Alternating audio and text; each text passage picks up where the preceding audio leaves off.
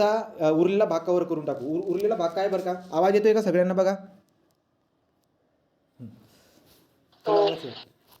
तो sound and the music, साऊंडबद्दल चाललेलं आपलं दुसरं लेक्चर चाललं आहे साऊंडबद्दल. तो सगळ्यात अगोदर मी काय बोललो बरं का, की जे काही साऊंड आहे तो साऊंड वेव्ह बदलतो, बरोबर की नाही. वेगवेगळे आवाज तुम्हाला येतात, कुत्र्याचा आवाज वेगळा आहे, माणसाचा आवाज वेगळा आहे, गुराढोरांचा आवाज वेगळा आहे. या सगळ्यांचा आवाज वेगळा असण्याचं कारण काय, ती म्हणजे फक्त आणि फक्त फ्रिक्वेन्सी. तो फ्रिक्वेन्सी बदलली का आवाज बदलून जात असतो, एवढी बात मी तुम्हाला सांगितली आहे. आपण काय काय बघितलं बरं का, आपण अगोदर बघितलं की मीडियममधून साऊंड वेव्ह जो आहे ती प्रोपॅगेट करत जाते सम व्हिलॉसिटीने. व्हिलॉसिटी डिपेंड करून जाते मीडियमवरती, मीडियमची व्हिलॉसिटी डिपेंड करून जाते, राईट का. तो स्पीड जे काही आहे ते मीडियमच्या कोणत्या प्रकारचा मीडियम आहे त्याच्यावरती डिपेंड करतो आणि टेम्परेचरवरती पण डिपेंड करतो. तर स्पीडचा आणि टेम्परेचरचा रिलेशन काय असतं त्याच्यावरती क्वेश्चन दिसायला भेटेल तुम्हाला.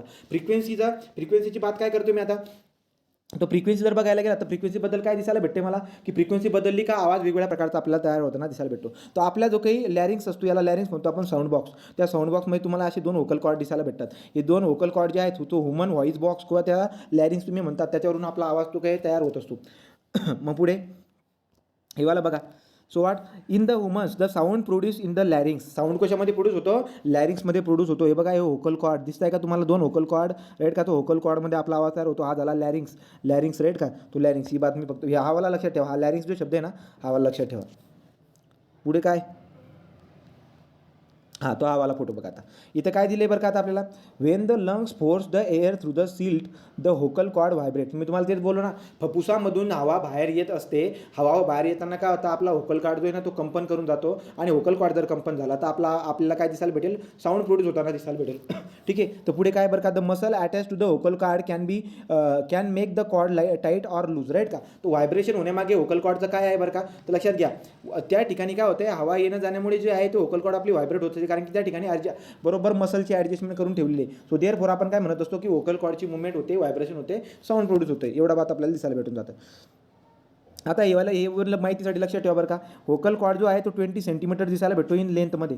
तो मेल जे काय आहे, मेल आणि फिमेलचं जर का तुम्ही तुलना केली व्होकल कॉर्डबद्दल, आपण कालच बघितलं, काल काय बघितलं आपण, जो ट्युनिंग फोर्क होता त्या ट्युनिंग फोर्कचा आवाज वेगवेगळा येताना दिसायला भेटेल तुम्हाला. असं का बरं का, कारण की त्याचे डायमेन्शन जर का बदलले तर फ्रिक्वेन्सी बदलते आणि फ्रिक्वेन्सी बदलली तर साऊंड बदलून जातो. ही बात आपल्याला माहिती आहे. तर तेच मला दिसायला भेटतं की व्होकल कॉर्ड जो आहे मेलमध्ये, तो मेलमध्ये किती लेंथ असते व्होकल कॉर्डची, तो मेलमध्ये 20 सेंटीमीटर असते आणि फिमेलमध्ये किती असते, 15 सेंटीमीटरची असते. तो 15 सेंटीमीटरची लेंथ जी असते फिमेलमध्ये असते व्होकल कॉर्डची आणि मेलमध्ये 20 सेंटीमीटर असते. Due to the changing the dimension the frequency generated is what vary. तर तुम्हाला फ्रिक्वेन्सी जी जनरेट होते ती पण तुम्हाला वेगळी जनरेट होताना दिसायला भेटते. तर फ्रिक्वेन्सी वेगळी जनरेट होते म्हणजे आवाज पण वेगळा निघणार आहे. तो ही लेंथबद्दल लक्षात राहू द्या की मेलमध्ये जे की व्होकल कॉर्ड असते त्याची लेंथ किती असते, 20 सेंटीमीटर आणि फिमेलमध्ये किती असते, 15 सेंटीमीटर.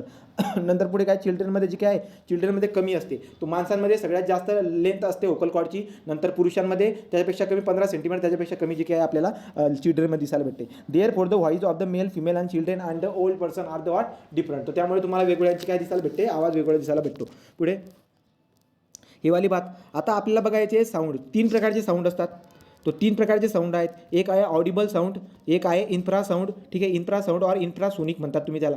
इन्फ्रासोनिक साऊंड म्हणा किंवा इन्फ्रा साऊंड म्हणा. ऑडिबल साऊंड, इन्फ्रासोनिक साऊंड आणि एक असतो अल्ट्रासोनिक साऊंड. तो अल्ट्रासोनिक म्हणा किंवा अल्ट्रा साऊंड म्हणा. अल्ट्रा साऊंड, इन्फ्रा साऊंड आणि ऑडिबल साऊंड. ऑडिबल साऊंड म्हणजे काय, की जो ह्युमन बेईंग ऐकू शकतो. ह्युमन बेईंगचा जो की रेंजमधला असणारा जो की फ्रिक्वेन्सीमधला जे काही साऊंड असतो तो ह्युमन बेईंग ऐकेल या फ्रिक्वेन्सीमधला जो काही साऊंड आहे त्याला आपण ऑडिबल साऊंड म्हणून देतो. मग आपल्याला तर माहिती आहे की ह्युमन बेईंग कोणत्या फ्रिक्वेन्सी रेंजमधला ऐकू शकतो चांगल्या पद्धतीने. तर तुम्ही म्हणतात की 20 हर्ट्स ते 20,000 राईट का, 20,000. तर 220 हर्ट्सपासून 20,000 हर्ट्स या फ्रिक्वेन्सी रेंजमधला जे काही साऊंड आहे तो आपला जो ह्युमन बेईंग आहे तो काय करू शकतो, तो ऐकू शकतो. The limit of the hearing human are what 20 hertz to 20,000 hertz इथपर्यंत तो ऐकू शकतो.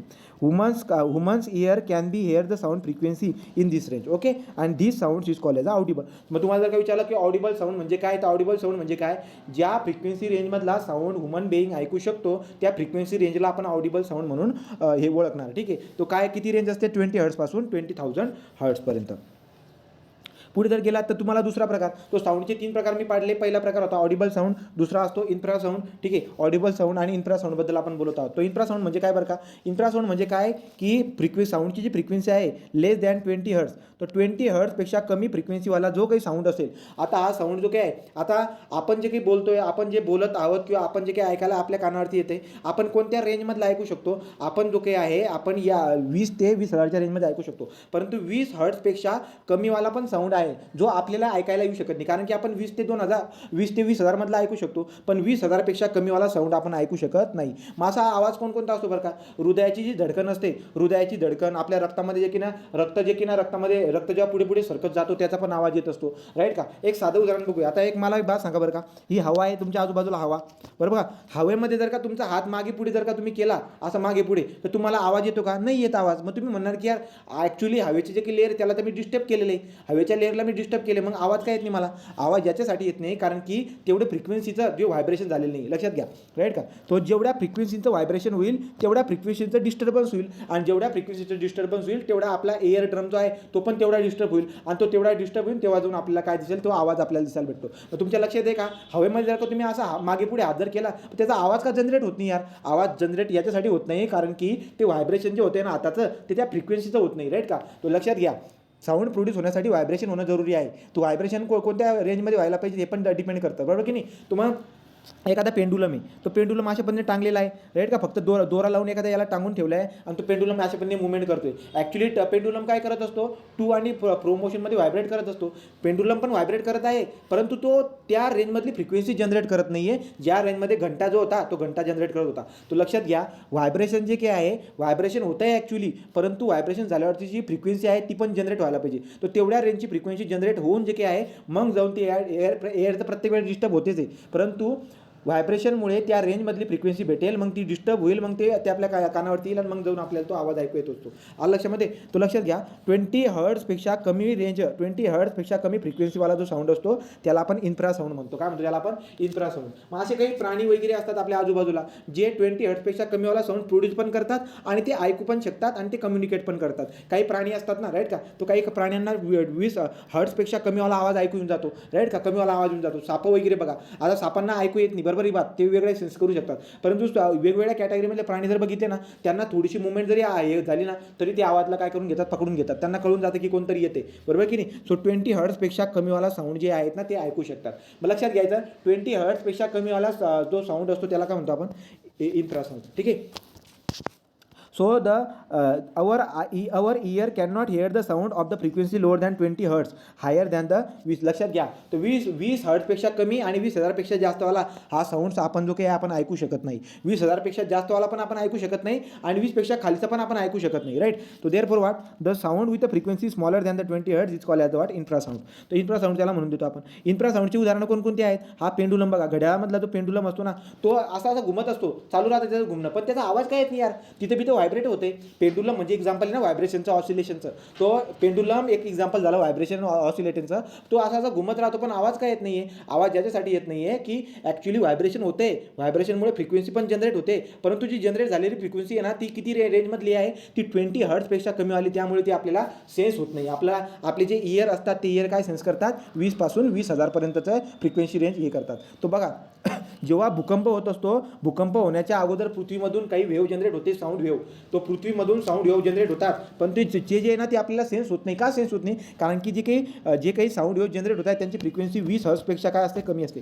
तो 20 हर्ट्जपेक्षा कमी असते, त्यामुळे ती आपल्याला जाणवत नाही. पण काही प्राणी असतात, उंदीरं असतात, पक्षी असतात, कुत्राला सुद्धा ते समजून जातं, कारण की कुत्रा जो काय आहे, कुत्र्याला 20,000पेक्षा जास्तवाला पण ऐकू येतो आणि 20पेक्षा कमीवाला पण ऐकू येतो. मग आता कुत्र्याला ते समजून जातं की यार भूकंप होणार आहे, मग कुत्रा इकडे तिकडे हे करत राहतो, बरोबर की नाही? तो काही पक्षी म्हणा, काही प्राणी म्हणा, ते 20 हर्ट्जपेक्षा काय करतात? कमीवाला साऊंड जो आहे तो सेन्स करू शकतात. लक्षात येते तुम्हाला? तो एक्झाम्पल मी तुम्हाला काय दिलं? पेंडुलमचं एक्झाम्पल दिलं. आणि पृथ्वीवरती भूकंप होण्याच्या अगोदर जे काही साऊंड वेव्ह जनरेट होते त्यांची फ्रिक्वेन्सी पण किती असते? 20 हर्ट्जपेक्षा कमी असते. कळतंय का रे?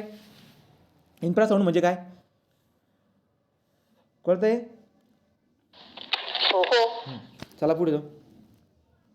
आता इन्फ्रासाऊंडची बात आपण केली. तो इन्फ्रासाऊंड म्हणजे मी तुम्हाला सांगितलं. आता पुढे गेला तर काय इन्फ्रासाऊंडबद्दल बघायला गेलं तर काय, सो डॉग आहे, माऊस बॅट. बघा कुत्रा जो आहे, कुत्रा 20 हर्ट्जपेक्षा कमीवाला पण सेन्स करतो आणि 20,000पेक्षा जास्तवाला पण सेन्स करतो कुत्रा, राईट का. उंदीर, कुत्रा, बॅट, ठीक आहे, बॅट पण कमीवाल्या रेंज पण आहे, हे करून घेतो. Dolphin are have special ability to the infrasound. तो इन्फ्रासाऊंड म्हणजे काय, इन्फ्रासाऊंड म्हणजे काय, 20 हर्ट्जपेक्षा कमीवाला साऊंड जे काय आहे हे प्राणी ऐकू शकतात. तर उंदीर आहे, कुत्रा आहे, डॉल्फिन आहेत, हे जे काय आहेत कमीवाला पण आणि जास्त रेंज पण ऐकू शकतात. आपली एक रेंज होती पण यांची जरा रेंज आपल्या रेंजपेक्षा जरा जास्त आहे, राईट. यांची रेंज जरा आपल्यापेक्षा रेंजपेक्षा जास्त आहे. तो इन्फ्रासाऊंड ऐकणारे जे काय आहेत कोणकोणते आहेत, कुत्रा पण आहे, माऊस पण आहे, बॅट पण आहे, डॉल्फिन आहेत, हे वाले आपल्याला येतात. ठीक आहे. तो क्वेश्चन काय विचारतील मी तुम्हाला बरोबर सांगेल, लक्ष द्या. they can sense the some noise which is what inaudible to the us, right का. जो आवाज आहे जो आपल्याला सेन्स होत नाही, जो आपल्याला होत नाही, ते ऐकू शकतात. लक्षामध्ये म्हणजे 20 हर्ट्जपेक्षा कमीवाला आणि 20,000पेक्षा जास्तवाला असे काही प्राणी आहेत ते त्यांना ऑडिबल आहे, राईट का. जे आपल्याला ऑडिबल नाही ते त्यांना ऑडिबल आहे. तो इन्फ्रा कोणाला म्हणतो तेवढं लक्षात ठेवा. 20 हर्ट्जपेक्षा कमी फ्रिक्वेन्सीवाला जो साऊंड असतो त्याला इन्फ्रासाऊंड म्हणतो. आणि हे सेन्स कोणाला होता, कुत्रा आहे, कुत्रा, उंदीर, डॉल्फिन, बॅट म्हणजे काय, वटवाघूळ वाटतं, राईट का. तो हे जे काही प्राणी आहेत यांना जे काही आहे हा इन्फ्रा साऊंड जो आहे त्यांना सेन्स होत असतो. पुढे काय, अल्ट्रासाऊंड. तो अल्ट्रासाऊंड म्हणजे काय बरं का, अल्ट्रासाऊंड कोणाला म्हणतो आपण, अल्ट्रासाऊंड म्हणजे काय, 20,000 हर्ट्ज या फ्रिक्वेन्सीपेक्षा जास्त फ्रिक्वेन्सीचा जो काही साऊंड असतो त्याला आपण म्हणतो अल्ट्रासाऊंड. मग अल्ट्रासाऊंड जो काही आहे, काही प्राणी जे आहेत ते अल्ट्रासाऊंड जनरेट पण करतात आणि सेन्स पण करतात, राईट का. जसं की बॅटचं उदाहरण घेतो आपण. बॅट काय करतो माहिती आहे का, बॅट जे आहे अल्ट्रासाऊंडच्या मदतीने काम त्याचं करत असतं.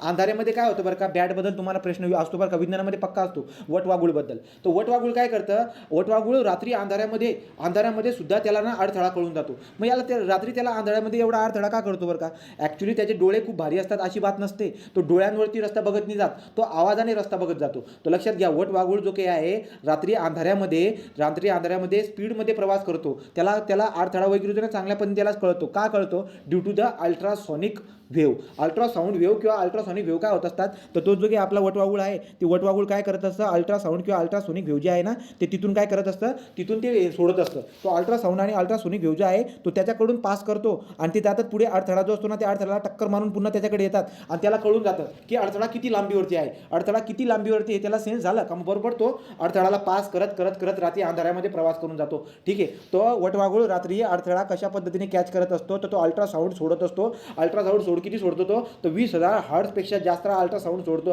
तो काय करत असतो, वेव्ह सोडत असतो आणि ते टक्कर खाऊन ती येऊन जातं. मग त्याला कळून जातं की किती अंतरावरती अडथळा आहे आणि तो बरोबर प्रवास करत जात असतो. तो ही खासियत आपल्याला दिसायला भेटते बॅटबद्दल. तो बॅट जो काय आहे काय करतो ते लक्षात राहू द्या. तो अल्ट्रासाऊंड वेव्ह कोणाला म्हणतो, the sound wave with a frequency greater than the 20 kHz. तो 20 kHz म्हणजे 20,000 हर्ट्ज. 20,000 हर्ट्जपेक्षा जास्तवाली फ्रिक्वेन्सी जी काही असते त्याला आपण अल्ट्रासाऊंड असे म्हणत असतो. बॅट, राईट का. बॅट झाला. नंतर माईस म्हणजे काय रे, माईस म्हणजे उंदीर का. बॅट, माईस, डॉल्फिन, राईट का. तो बॅट झाला, माईस झाला, डॉल्फिन झाला, हे जे काही आहेत हे अल्ट्रासाऊंडवरती काम करतात. साऊंडवरती काम करतात म्हणजे काय, डॉल्फिन आहेत ना, डॉल्फिन पाण्यामध्ये बोलतात. डॉल्फिन पाण्यामध्ये बडबड करतात किंवा त्यांना पुढे जे ना खेकडा आलाय, मासा आलाय का काय हे सुद्धा ते ओळखून घेतात. कशावरती, अल्ट्रासाऊंडवरती.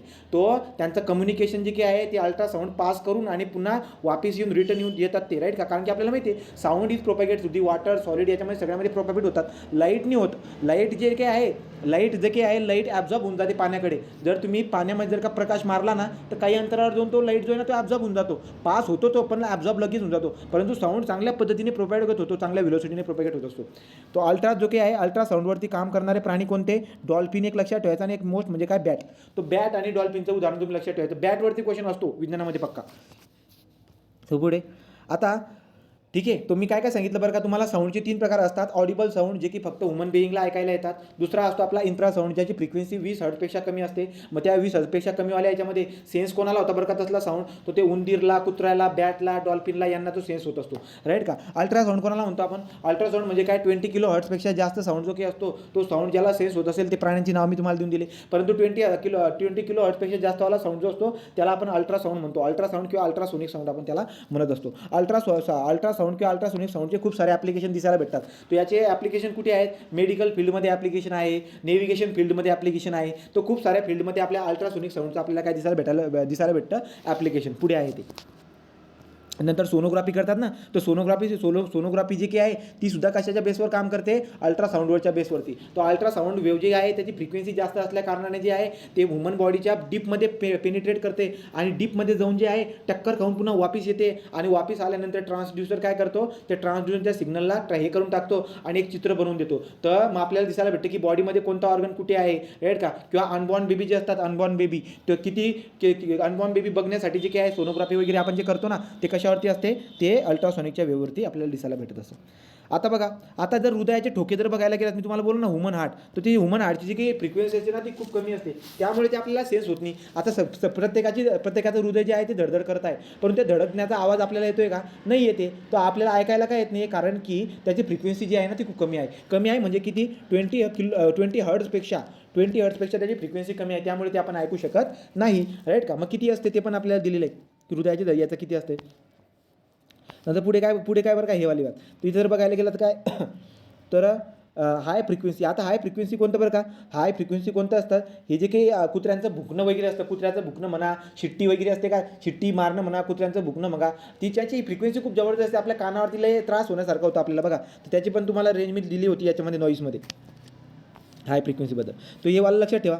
हे वाला काय लक्षात ठेवायचं आहे की frequency of the human heart, frequency of the human heart जी असते किती असते ती, तर 1 ते 2 हर्ट्ज. लक्षात राहू द्या माहितीसाठी की 1 ते 2 हर्ट्ज एवढा फ्रिक्वेन्सीचा साऊंड जनरेट होतो आपल्या हृदयाकडून हृदय व्हायब्रेट होतं, राईट का. हृदय व्हायब्रेट होतं, त्याच्यापासून साऊंड जनरेट होतो, व्हायब्रेशनमुळे साऊंड जनरेट होतो. किती फ्रिक्वेन्सीचा, 1 ते 2 हर्ट्जचा. मग त्यामुळे तो आपल्याला ऐकायला येत नाही. लक्षामध्ये चला पुढचं.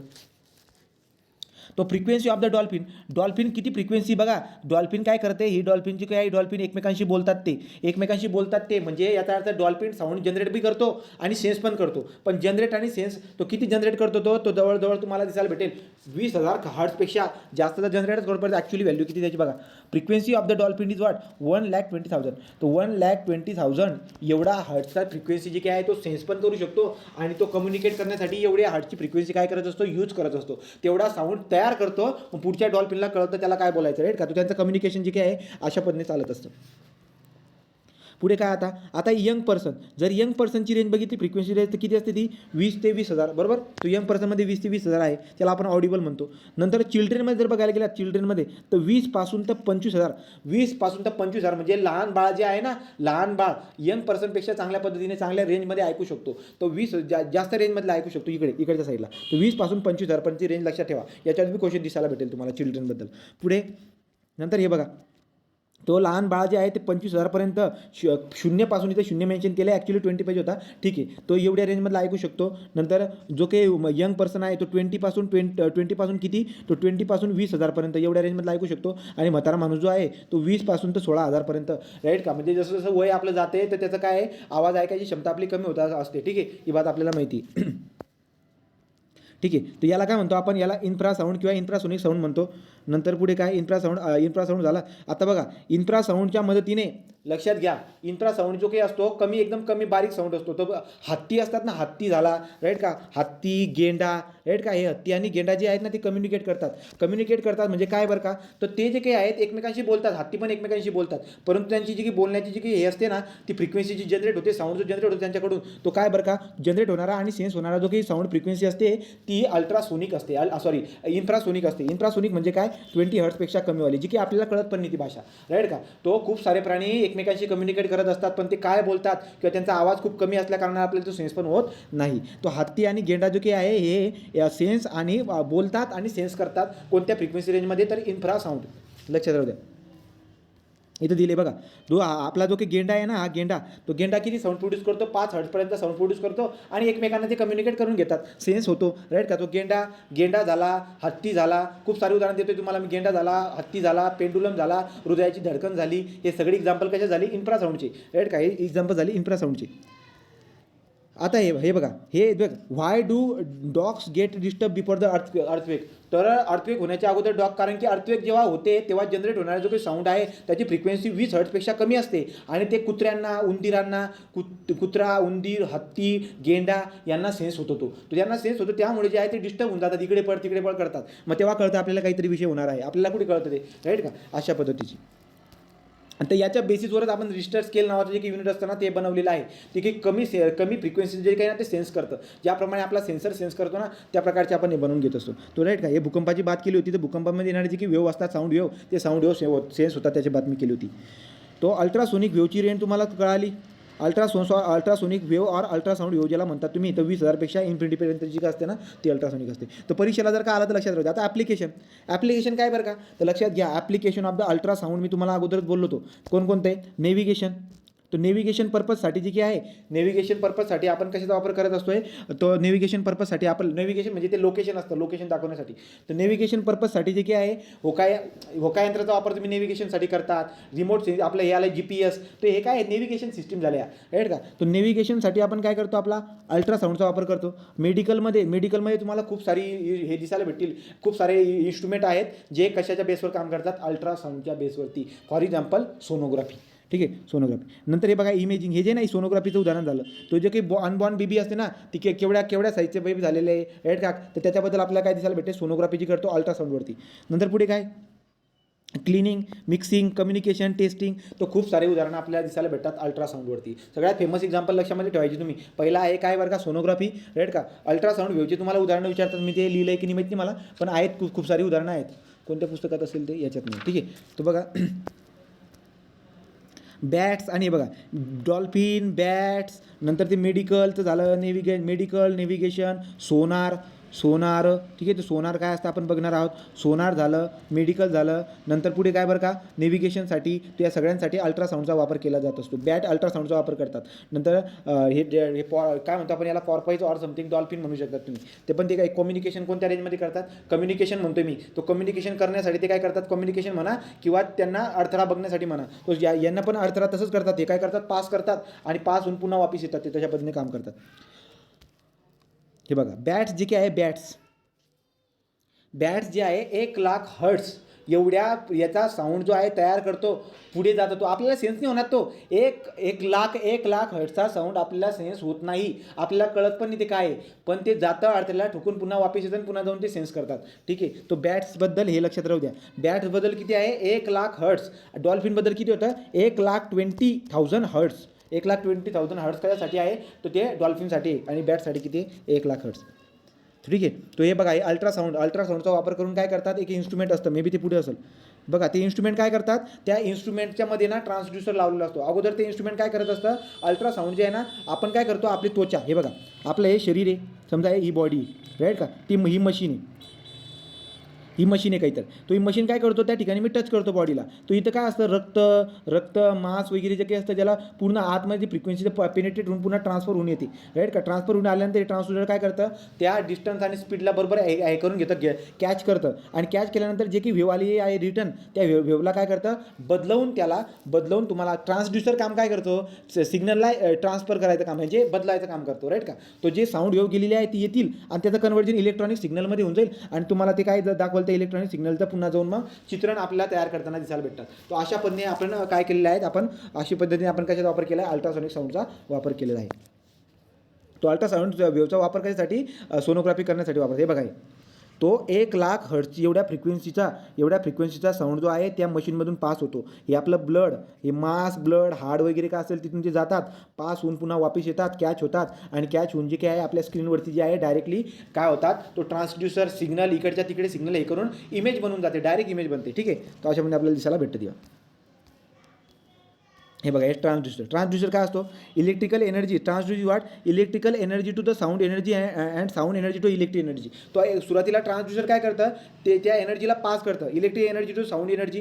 तो ट्रान्सड्युसर जो आहे तो एक इलेक्ट्रॉनिक डिव्हाइस आहे. तो इलेक्ट्रॉनिक एनर्जीचं रूपांतर साऊंड वेव्हमध्ये करणार. साऊंड वेव्ह कोणतं, 1,00,000 हर्ट्झचं साऊंड वेव्ह तयार होईल. ते जाईल बॉडीमध्ये शिरल्यानंतर काय होतं, शिरल्यानंतर पार खोलमध्ये जाऊन पेनिट्रेट होतं, फ्रिक्वेन्सी जास्त असल्या कारणाने आतमध्ये कारण की ज्याची फ्रिक्वेन्सी जास्त त्याची एनर्जी जास्त आणि वेव्हलेंथ काय असते कमी, ते आतमध्ये बॉडीमध्ये पेनिट्रेट होतं, तिथून पुन्हा वापस येतं आणि वापस आल्यानंतर ते साऊंड वेव्ह कन्वर्ट होऊन इलेक्ट्रिकल एनर्जीमध्ये कन्वर्ट होऊन जातं. आणि या इलेक्ट्रिकल एनर्जीला आपण काय करतो, आपण त्याला चित्रांच्या स्वरूपामध्ये, काय खूप सारे गोष्टी असतात आपल्याकडे चित्रांच्या स्वरूपामध्ये आपण डायरेक्ट स्क्रीनवरती बघून घेतो. तर सोनोग्राफी काम कशी करते त्याच्याबद्दल मी तुम्हाला सांगितलं. हे बघा हे अशा पद्धतीने मशीन असतं. ठीक आहे, असा किस्सा घडतो. कळतंय का तुम्हाला काय चालू आहे ते रे. मी तुम्हाला साऊंडचे 3 प्रकार पडतात त्याच्याबद्दल मी सांगितलेलं आहे. ठीक आहे. इन्फ्रा, ऑडिबल, अल्ट्राचे ॲप्लिकेशन सांगितले. इन्फ्राचे जे काही आहे, इन्फ्राचा ॲक्च्युली भूकंप वगैरे घडताना इन्फ्राबद्दल आपण जानकारी थोडीफार घेतलेली आहे. तुम्हाला कळते का काय चालू आहे? आता तुम्हाला प्रश्न विचारतात की सोनोग्राफीसाठी जे आहे 1,00,000 हर्ट्ज एवढ्या फ्रिक्वेन्सीवाला साऊंड का वापरला असेल आपण? जे काही ऑडिबल रेंज आहे 20 पासून तर 20,000 हा का वापरला नाही? तर कारण की ही जी काही रेंज आहे फ्रिक्वेन्सीची ही कमी आहे. तो फ्रिक्वेन्सीची रेंज कमी असल्यामुळे त्याची एनर्जी पण कमी आहे. एनर्जी कमी असल्या कारणाने जी आहे ती बॉडीमध्ये पेनिट्रेट होत नाही, आणि पेनिट्रेट होऊन गेली बी तर पुन्हा वापस तिथपर्यंत सिग्नलपर्यंत येत नाही. त्यामुळे आपण 20 ते 20,000 हर्ट्ज जे ऑडिबल असतो त्याच्या रेंजमधला आपण वापरत नाही. आपण हाय फ्रिक्वेन्सी म्हणजे ऑडिबलच्या पण जास्तवाला 1,00,000 हर्ट्जची आपण फ्रिक्वेन्सी का वापरतो त्याच्याबद्दल तुम्हाला कळाली बात. पुढे जाऊया.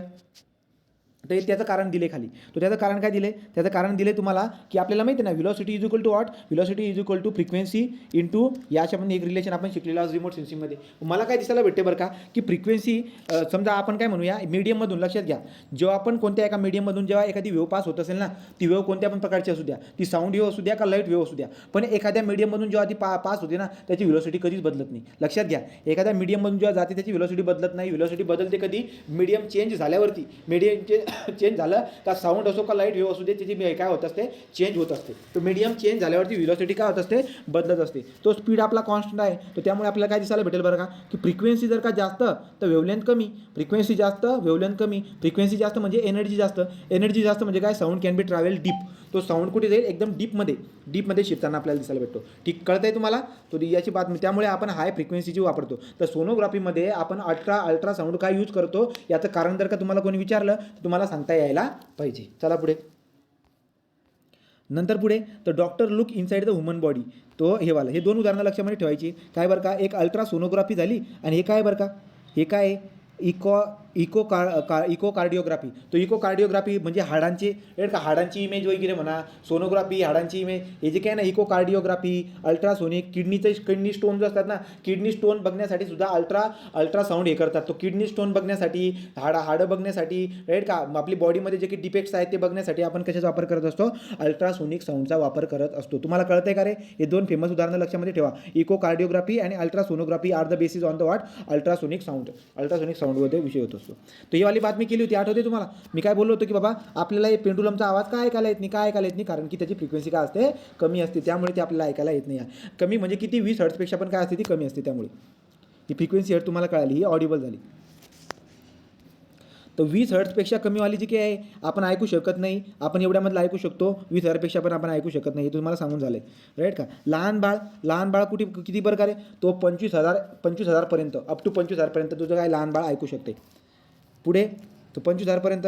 आणि पुढे काय? Can not here high frequency. हे जे काय 16,000पर्यंत ऐकतात, हे 25,000पर्यंत ऐकतात. पुढे आणि अडल्ट जे काय तुम्हाला सांगितलं मी काय पुढे हा वाला we don't hear the sound 20 हर्ट्जपेक्षा खाली आपण ऐकू शकत नाही. नंतर हे वाली चित्र लक्षात ठेवा.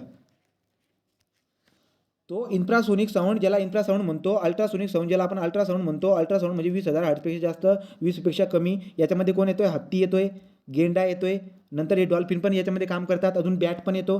बॅट, उंदीर, डॉग हे सगळे याच्यामध्ये येत असतात. ठीक आहे, सगळे लिहून घ्यायचं व्यवस्थित. याच्यामध्ये कोण येतात? डॉल्फिन आणि बॅट. फेमस एक्झाम्पल डॉल्फिन आणि बॅट. ॲप्लिकेशन म्हणून तुम्ही काय लिहू शकता इथं लिहू शकता तुम्ही ते आपलं सोनोग्राफी, इकोकार्डिओग्राफी, सोनोग्राफी, राईट का, या पद्धतीने आपण तुम्ही लिहू शकता. बॅट आणि डॉल्फिन हे फेमस आहे. Application of ultrasonic sound in the what? तो आता जहाजामध्ये तुम्ही काय करतात? जहाजामध्ये लक्षात घ्या, जहाजामध्ये ही जहाज आहे आपली.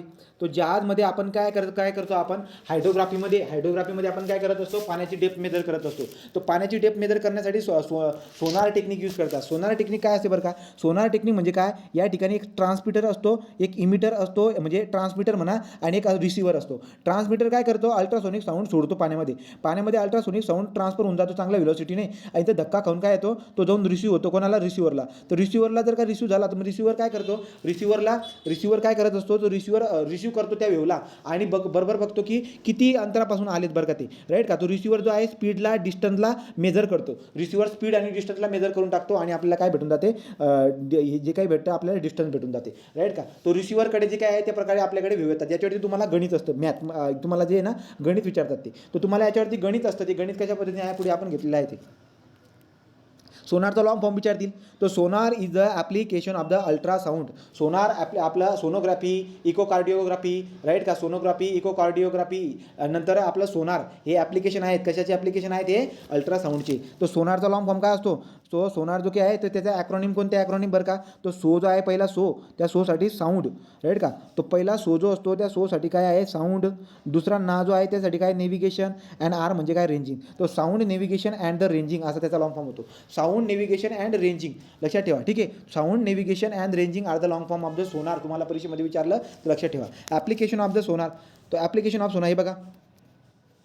सोनार जर बघायला गेला तर तुम्हाला काय दिसायला भेटते बरं का? हा ट्रान्समीटर आहे, राईट. अल्ट्रासोनिक पल्स जे आहे ते तिथून ट्रान्समिट होत आहेत. इथे कुठे एखादी जर का वस्तू असेल त्याला धक्का मारला का, कारण ज्याप्रमाणे आपला लाईट रिफ्लेक्ट होतो सेम आपला साऊंडसुद्धा रिफ्लेक्ट होतो. लाईटचं रिफ्लेक्शन जसं घडतं सेम साऊंडचं रिफ्लेक्शन घडतं. लाईटचं रिफ्लेक्शन जसं घडतं सेम रिफ्लेक्शन म्हणतो मी, रिफ्लेक्शन राऊंड.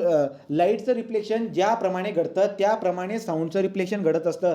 ज्याप्रमाणे लाईटचे रिफ्लेक्शनचे लॉ तुम्ही बघितले असे सेम लॉ साऊंडचे असतात. तर साऊंडचे रिफ्लेक्शनचे लॉ जे काय आहे तुम्हाला जर विचारले तर लाईटचे जसे तसे सांगून द्यायचे. काय म्हणणार तुम्ही? Incidence ray and reflected ray. Incidence ray normal and reflected ray are in the same plane. Incidence angle आणि रिफ्लेक्टेड अँगल हे दोघं सारखे असतात आणि नॉर्मलच्या एकमेकांच्या ॲपोजिटला असतात. हे तीन लॉ आपण रिफ्लेक्शनमध्ये बघितलेत ना, तो सेम साऊंडमध्ये पण असतात. मी सांगायचं काय सांगतोय आता बघा. तो ट्रान्समिटेड जे काही आहे ते येतं आहे इथून आणि ते धक्का मारला का चाला इथं ट्रान्समिट होऊन जातो आणि हा जो काही डिटेक्टर आहे त्या डिटेक्टर काय होतं ते डिटेक्ट होतात, राईट. तो इथं येऊन जातं ते. मग आता डिटेक्टरकडे जर का ते आले होते काय, डिटेक्टर काय करतो बरं का? डिटेक्ट करतो. तो डिटेक्ट जर तुम्हाला आठवत असेल आता कोणती बात बरं का, आपल्याकडे जे ना इन्स्ट्रुमेंट आला आहे इलेक्ट्रॉनिक डिस्टन्स मीटर. तो इलेक्ट्रॉनिक डिस्टन्स मीटर ज्याप्रमाणे काम करते, वेव्ह जाते, धक्का खाते आणि पुन्हा जाऊन इकडे येऊन जाते. मग इकडे काय होऊन जातं बरं का? हे काय करत असतं, हे टाईम कॅल्क्युलेट करून घेतं की किती टाईममध्ये आला. तो टाईम कॅल्क्युलेट करतं, स्पीड कॅल्क्युलेट करतं आणि त्याच्यावरून आपण डिस्टन्स मेजर करून घेतो. मग आपल्याला डिस्टन्स कॅल्क्युलेट करायचं आहे. मग बघा बरं का, हे दोघांमधलं अंतर खूप कमी असतं. त्यामुळे इकडून येणारं जे की इथून तिथपर्यंत अंतर हे डी आहे, इकडून इथं येणारं अंतर ते काय ना डी आहे. तुम्ही अँगल नाही घेऊ शकत कारण की दोघांमधलं अंतर सेम आहे ना, जवळजवळ आहे ते. तो डी आणि डी. मला काय दिसायला भेटेल बरं का, की वेव्ह आपली ट्रान्सफर करत आले 2D एवढ्या अंतरावरती. मग 2D एवढ्या अंतरावरती आले तर तुम्हाला माहिती आहे ना, velocity is equal to distance upon time. तो velocity is equal to distance upon time करून तुम्ही काय करत असता? डिस्टन्स फाइंड आउट करतात. डिस्टन्स किती असतं? डिस्टन्स 2D असतं, लक्षात ठेवा. तो velocity is equal to 2D divide by time करून टाका. तुम्हाला जे पाहिजे ते तुम्हाला भेटून जाईल आणि तो सोनारवरती उदाहरण येऊन जाईल. ठीक आहे, लक्षात घ्या. ही स्टोरी लिहिली बघा. आता जे काय बरं का, तो ट्रान्समीटर अल्ट्रासोनिक वेव्ह वापरतोय, रिफ्लेक्ट होत आहेत, डिटेक्टरकडे जात आहेत. अल्ट्रासोनिक वेव्हला काय करतोय, तो इलेक्ट्रॉनिक सिग्नलमध्ये दाखवतोय. तर त्यामुळे लक्षात घ्या, सोनारचा वापर आपण डेप्थसाठी वापरतोय. सोनारचा वापर आपण जे की ना, ही पाणी जे ना पाण्यामधली पाण्याची जी व्हेलॉसिटी आहे, लाटांची व्हेलॉसिटी, ती लाटांची व्हेलॉसिटी सुद्धा तुम्ही सोनारच्या मदतीने मेजर करू शकतात. तर लाटांच्या मदतीने लाटांची जो काही स्पीड आहे सोनारच्या मदतीने आपण मेजर करू शकतो. नंतर डेप्थ मेजर करू शकतो पाण्यामधली. हे सगळं काम आपण करून टाकतो. घडतंय काय बघा, हे बघा रे. तो डी ट्वाईस डी. तो D twice D distance, total distance twice D आहे. Velocity of the sound wave. Velocity of sound wave लक्षात घ्या. मी तुम्हाला काय बोललो आहे, व्हेलॉसिटी ऑफ साऊंड वेव्ह मीडियममध्ये बदलत नाही. मग आता मला सांगा, ज्या स्पीडमध्ये मी साऊंड वेव्हला पाठवलं असेल येणारा पण त्या स्पीडमध्ये येणार आहे. मग जो मी पाठवला आहे तो मला माहिती आहे. मग मला साऊंड वेव्हची स्पीड मला माहिती आहे. साऊंड वेव्हची मला स्पीड माहिती आहे, राईट का. आणि किती टाईम लागतो इकडे यायला ते टाईम पण मला कळून जाईल. मग मला स्पीड आणि टाईम जर का मला कळाला तर मी डिस्टन्स कॅल्क्युलेट करणार. आणि जर का मी डिस्टन्स कॅल्क्युलेट करू शकलो तर सोनारच्या मदतीने मी पाण्यामधली डेप्थ कॅल्क्युलेट करू शकतो, राईट का. पण एवढंच का फक्त नाही, तर मी अजून काय करू शकतो, हे अल्ट्रासोनिक वेव्ह जर का पाठवली ना खाली, या बॉटमला कोणती वस्तू आहे, एखादा प्राणी आहे, एखादा दगड आहे का काय आहे, हे सुद्धा आपल्याला कळून जाते. कारण की जो काही आपला इकडचा हे असतो, जो इकडचा आपला डिटेक्टर असतो, हा जो काही आहे तो इलेक्ट्रॉनिक सिग्नलमध्ये कन्वर्ट करून टाकतो. तो जे काही साऊंड वेव्ह आहे त्या साऊंड वेव्हला इलेक्ट्रॉनिक सिग्नलमध्ये कन्वर्ट करून टाकलं तर चित्रण पण करता येतं. तुम्हाला सोनोग्राफीमध्ये शिकायला भेटलं ना, की सोनोग्राफीमध्ये काय असतं, साऊंड वेव्ह जी काही येते त्याला इलेक्ट्रॉनिक सिग्नलमध्ये कन्वर्ट केलं जातं आणि इलेक्ट्रॉनिक सिग्नलचं चित्रण केलं जातं. मग चित्रण जर का केलं, इमेज जर का बनली तर तुम्हाला कळून जाईल की बॉटमला काय, तर पाण्याच्या बॉटमला कोणती गोष्ट आहे हे पण कळते, एकूण डेप्थ किती आहे ते पण कळते, लाटांची स्पीड किती आहे तेही कळते. असे खूप सारे ॲप्लिकेशन आपल्याला सोनारमध्ये दिसायला भेटतात. ठीक आहे, तो बघा बरं का. मग आता डिस्टन्स किती होतं, डी. इथून इथपर्यंत डी होतं, इकडून वापस गेला किती झालं डी. ते एकूण अंतर किती पास केलं साऊंड वेव्हने, तुम्ही म्हणा ट्वाईस डी. तो डिस्टन्स, टोटल डिस्टन्स किती आहे, ट्वाईस डी. तो ट्वाईस डी आपला टोटल डिस्टन्स आहे. व्हेलॉसिटी किती आहे, व्ही. टाईम इंटरवल किती आहे, टाईम टी. तो therefore speed is equal to distance upon time जर केला तर तुम्हाला काय भेटून जाईल बरं का, तुम्हाला डिस्टन्स कॅल्क्युलेट करता येईल. तो therefore distance is equal to velocity is equal to twice D divide by T. तुम्हाला काय करायचं, व्ही टी डिवाइड बाय 2 करा, तुम्हाला डिस्टन्स भेटेल. तर सोनारवरची उदाहरण येतं परीक्षेमध्ये, व्ही टी डिवाइड बाय काय करायचं तुम्ही, व्ही टी डिवाइड बाय 2 करा, तुम्हाला डिस्टन्स भेटून जाईल. हे बघा अशा पद्धतीने आपण काय करत असतो VT डिवाइड बाय 2 करून तुम्हाला डिस्टन्स भेटून जातो. हे गणित दिलं इथे हिंदीमध्ये बघा बरं का जमतंय का. एक सबमरीन ने एक सोलर पल्स को इमिट किया बराबर जो पानी के नीचे चट्टान से 1.02 सेकंड में वापस आई. ठीक है तो टक्कर खाऊन वापस आली तो तुम्हाला टाइम दिला आहे टोटल राईट का किती दिला आहे 1.02 सेकंड. अगर साउंड की स्पीड पानी में 1531 मीटर पर सेकंड आहे तो चट्टान की दूरी किती सांगा रे किती सांगता येईल. मग आता चट्टान की दूरी काढायची असेल तर D = किती असणार V × T डिवाइड बाय काय असणार आपला 2. तो V × T डिवाइड बाय 2 करून टाका तुम्हाला काय भेटून जाईल बरं का. तो काय म्हणलं चट्टान की दूरी क्या आहे तो चट्टान की दूरी काय आहे मग काढा. V किती आहे 1531 इंटू T किती आहे 1.02 राईट का. तो अशा पद्धतीनं तुम्हाला ती डेप्थ कॅल्क्युलेट जर का काढायला लावली तर कॅल्क्युलेट करता येईल तुम्हाला. ठीक आहे परीक्षेमध्ये याच्यावरती गणित येतील इंग्रजी मराठी आपल्याला समजून जाते त्याचा काही वेळा विषय होत नाही. तर सोनार काय काम करते लक्षात घ्या. तर कोणतं सांगितलं तुम्हाला सांगितलं मी सोनारवर आपल्या अल्ट्रासाऊंडवरती ॲप्लिकेशन जे काय आहे त्याच्याबद्दल मी तुम्हाला बोललेलो आहो. उदाहरण याच्यावरती येत असतं लक्षामध्ये ठेवा. अल्ट्रासॉनिक व्ह्यूची प्रॉपर्टी पण लक्षात ठेवणं जरुरी आहे. सगळ्यात महत्त्वाची व्ह्यू ठरली ना ती. एवढ्या सगळ्या ठिकाणी ॲप्लिकेशनमध्ये मला जर का ती दिसायला भेटते जसं की नेव्हिगेशनमध्ये दिसायला भेटली नंतर आपल्या सोनोग्राफीमध्ये दिसायला भेटली अल्ट्रासाऊंड नंतर सोनारमध्ये दिसायला भेटली राईट का. अजून मेडिकलचे काही मेडिकलमध्ये खूप सारे इन्स्ट्रुमेंट असतात त्याच्यामध्ये पण अल्ट्रासाऊंडचा वापर करून काय करत असतात बऱ्याचशा गोष्टी ज्या आहेत चित्रण करतात म्हणजे काय साऊंड वेव्ह जाते इलेक्ट्रॉनिक सिग्नल म्हणून वापस येते इलेक्ट्रॉनिक सिग्नल म्हणून डिटेक्ट होते आणि डिटेक्ट झाल्यानंतर काय होते त्याचं चित्रण केलं जातं मग तुम्हाला चित्र भेटून जातं डायरेक्ट. ठीक आहे तो property of the ultrasonic wave property काय काय बरं का. तो प्रॉपर्टी काय बरं तो प्रॉपर्टी आहे they have the frequency beyond the 20,000 kilowatt बरोबर. तो अल्ट्रासॉनिक साऊंडची फ्रिक्वेन्सी काय असते जास्त असते. मला सांगा जास्त ज्याची फ्रिक्वेन्सी आहे त्याची एनर्जी काय असते जास्त असते. जास्त एनर्जीचा मिनिंग काय असतो जास्त खोलपर्यंत पोहोचणं राईट का. ही बात आपल्याला दिसायला भेटते. They are highly energetic. Wavelength of the ultrasonic wave is very small.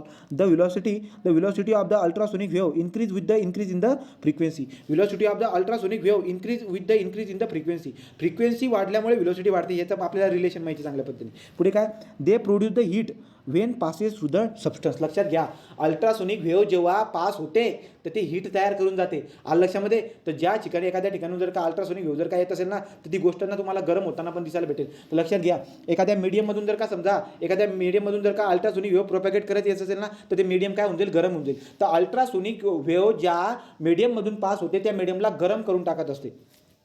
They obey the law of reflection.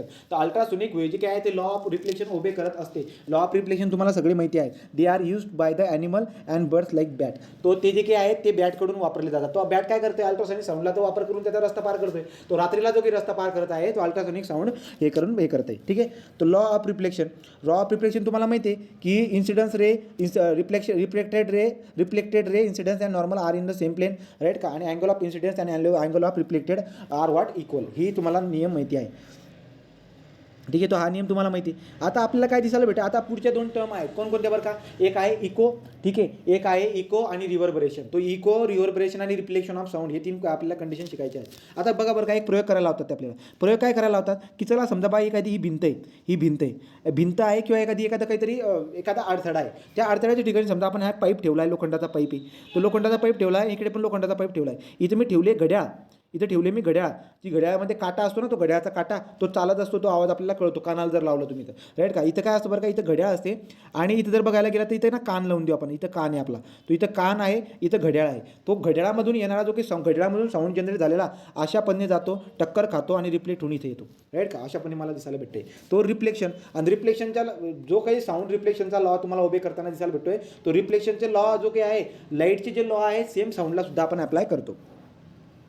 अशा पद्धतीने किस्सा आपल्याला घडताना दिसायला भेटतो. तर ही आकृती तुम्हाला काय सांगते. ही आकृती तुम्हाला एकच सांगते की लाईट ज्याप्रमाणे रिफ्लेक्शन करते त्याचप्रमाणे आपलं साऊंड वेव्ह सुद्धा काय करत असते रिफ्लेक्शन करत असते. And due to this reflection तुम्हाला दोन फेनॉमेना दिसायला भेटतात. तर हे दोन फेनॉमेना कोणते असतात. एक असतो इको आणि दुसरा असतो आपला काय रिव्हर्बरेशन. तो इको आणि रिव्हर्बरेशन हे दोन फेनॉमेना कशाच्या बेसवरती आहे तर रिफ्लेक्शन ऑफ द साऊंडच्या बेसवरती आहे. तर सगळ्या गोष्टी लक्षात ठेवायला पाहिजे.